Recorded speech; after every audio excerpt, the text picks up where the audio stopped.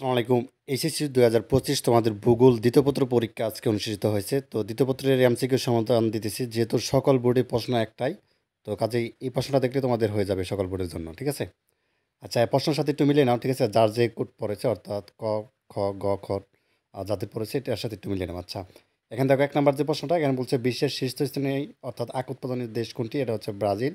খ নাম্বারটা। দেন হচ্ছে ২ নাম্বার প্রশ্ন বলছে যে চীনমাটি অর্থাৎ চীনামাটির সন্ধান পাওয়া গেছে কোথায়? তাই না? তো উত্তরটা কী হবে তোমাদের? ঘ নাম্বারটা। এবং তারপর দেখো একটা উদ্দীপক দেওয়া আছে। উদ্দীপকের আলোকে এখানে যেটা বলা হয়েছে যে উদ্দীপকে প্রথম ইঙ্গিতকৃত শিল্পে কোন দেশ শীর্ষে? এখানে হচ্ছে চীন হবে। ঠিক আছে? গ নাম্বারটা। এবং ৪ নাম্বার প্রশ্নটা দেখো, এটা হচ্ছে তোমাদের কী হবে? ৪ নাম্বার হচ্ছে তোমাদের এখানে খ নাম্বারটা হবে, অর্থাৎ ১ এবং ৩ এই দুটো মিলে আনসার হবে। এবং আখ চাষের সবচেয়ে উপযোগী মৃত্তিকা মানে মাটি সবচেয়ে ভালো কোনটা? এটা হচ্ছে খ নাম্বারটা হবে। ঠিক আছে?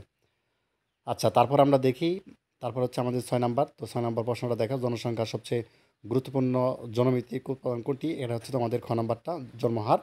এবং তারপর একটা উদ্দীপক দেখতে পাচ্ছ, উদ্দীপকের আলোকে ৭ এবং ৮ নং প্রশ্ন উত্তর দিতে বলা হয়েছে। তো এখানে তোমাদের ৭ নম্বর প্রশ্ন উত্তরটা হচ্ছে গ নাম্বারটা হবে। ঠিক আছে? ৩০ থেকে ১০০ হবে।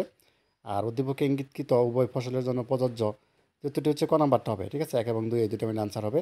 এবং তারপরে দুটো রয়েছে ৯ নাম্বার, মানুষ রাষ্ট্র সরকার পদ্ধতি নিয়ে ভূগোলের অর্থাৎ কোন শাখা আলোচনা করে? এটা হচ্ছে খ নাম্বারটা হবে, রাজনৈতিক ভূগোল। এবং ১০ নাম্বার হচ্ছে চীন হবে। ঠিক আছে? খ নাম্বারটা হবে। আর ১১ নাম্বার হবে বৃহত্তম মহাদেশ কোনটি? এটা তো সবাই জানো, এশিয়া।